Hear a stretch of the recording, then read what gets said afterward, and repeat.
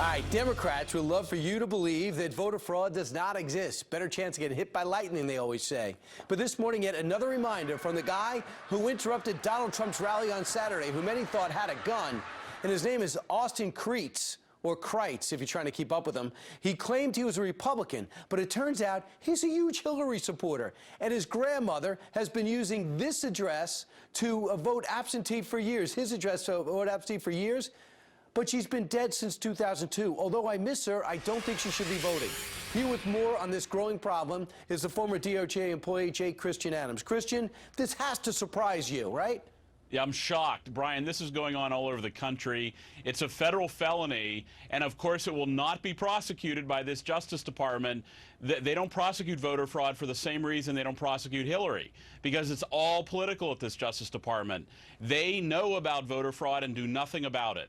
And to me, if voter fraud could go on either direction, I guess people assume that undocumented would go for Democrats, but I don't know if that's necessarily an assumption. However, if you listen to the President of the United States, he wants illegal immigrants, illegal aliens to vote. Let's listen to him yesterday. Many of the millennials, dreamers, undocumented citizens, and I call them citizens because they contribute to this country, are fearful of voting. So if I vote, will immigration know where I live? Will they come for my family and deport us? Not true.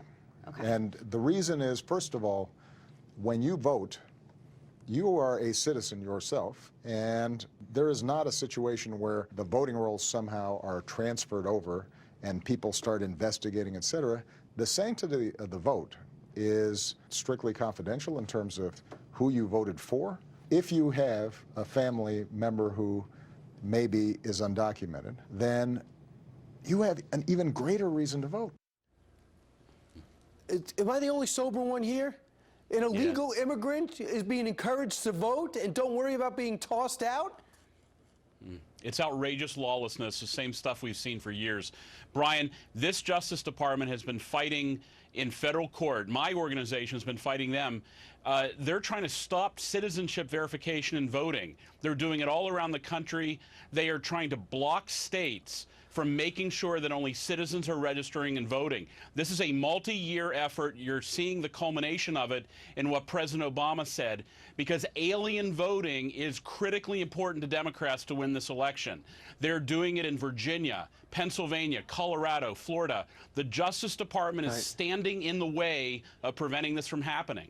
The President of the United States is telling a reporter to tell their undocumented friends, please vote and don't worry about being tossed out.